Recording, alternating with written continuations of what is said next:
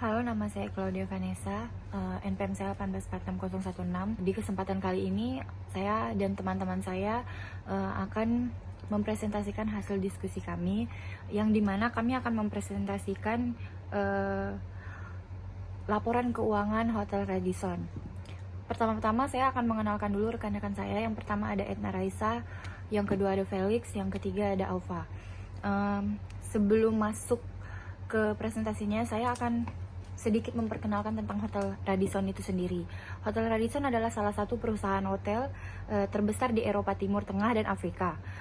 Hotel ini memiliki 49% dari total hadiah hotel.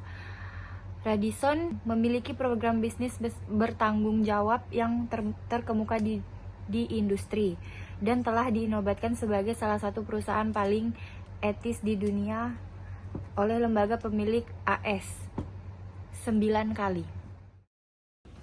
Halo, nama saya Claudia Vanessa, NPM saya 1846016. Di sini saya akan menjelaskan tentang Return on Capital Employed.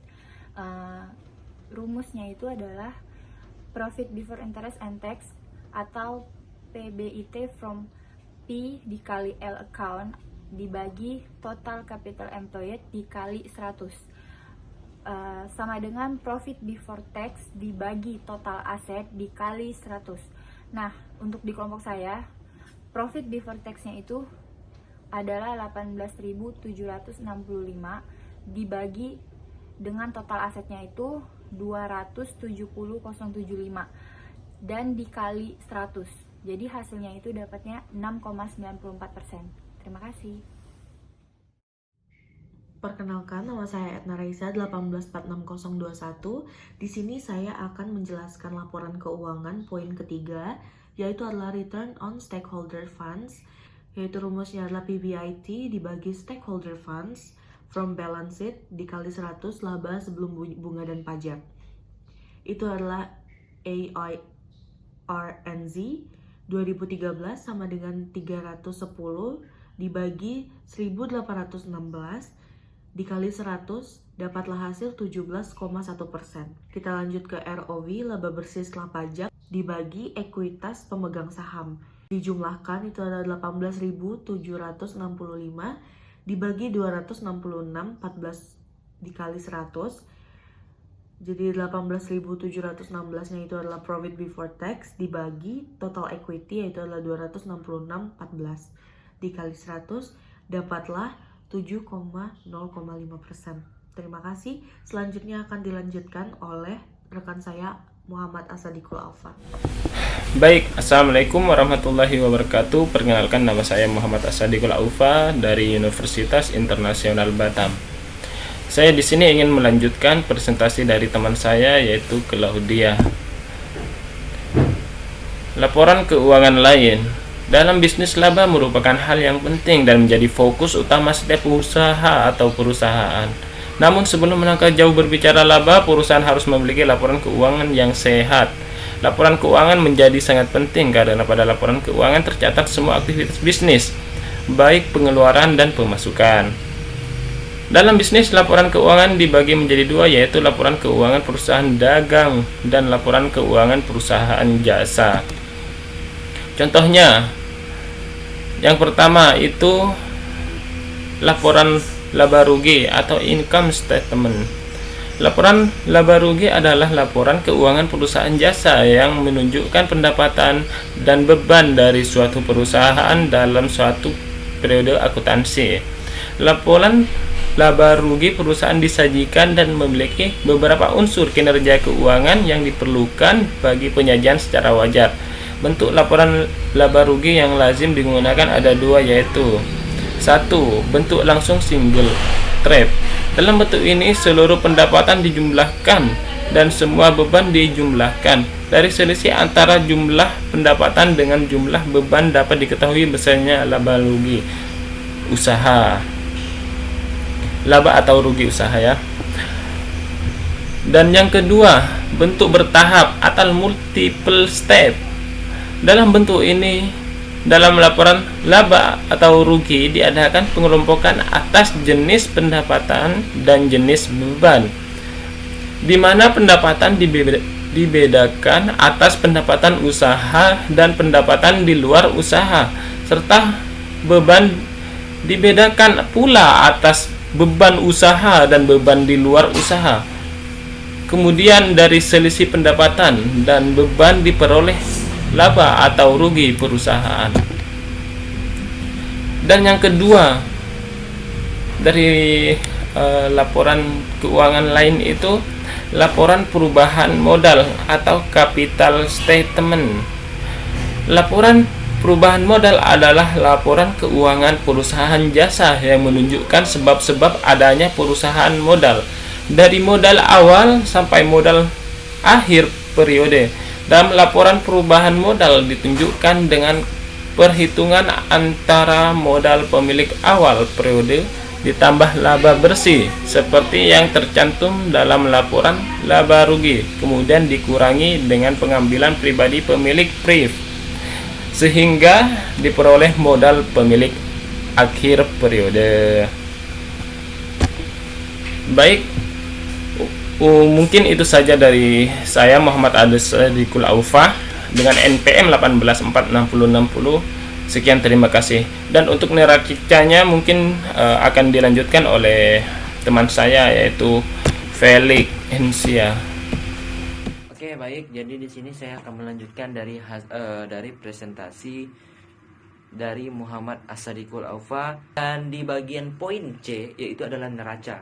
Nah, yang dimana neraca itu sebuah laporan keuangan yang dimana mereka mempunyai suatu jasa yang menunjukkan keadaan keuangan atau posisi keuangan suatu perusahaan jadi pada akhir periode.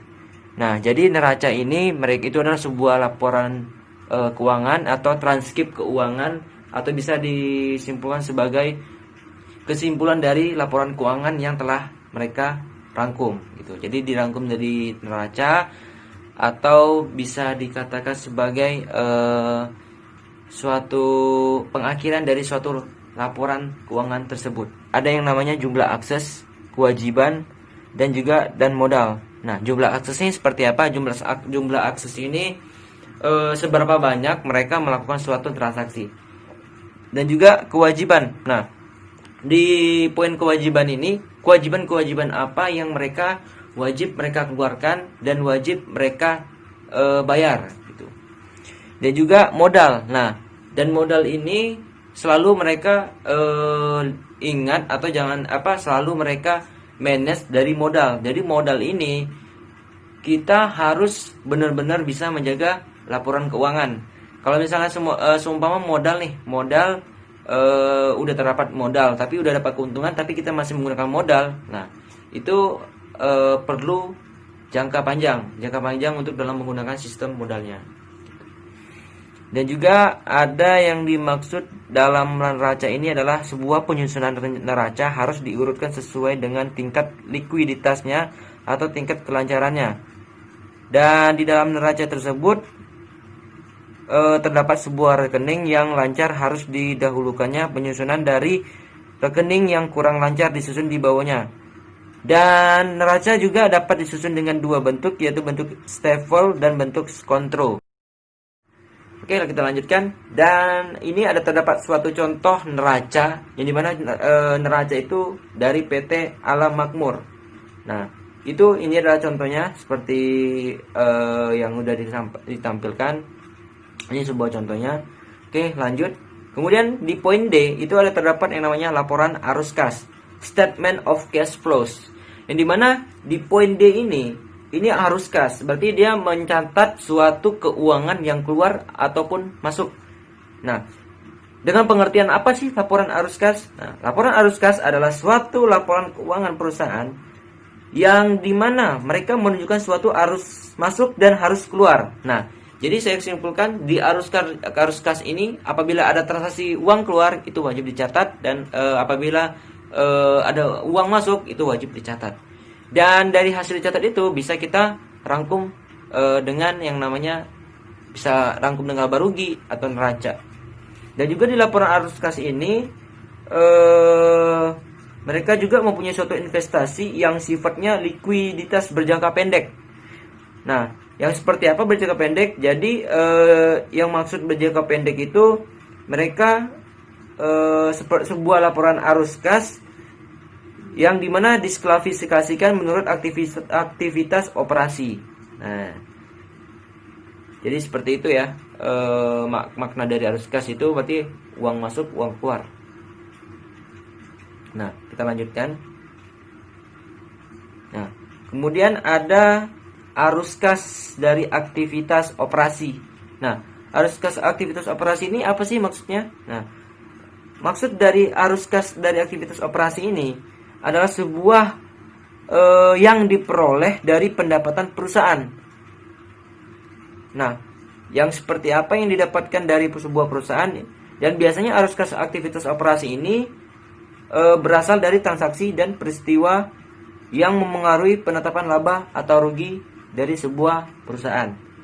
Dan di dalam arus kas ini terdapat suatu aktivitas operasinya, yang mana meliputi yang pertama itu adalah penerimaan kas dari penjualan barang atau jasa.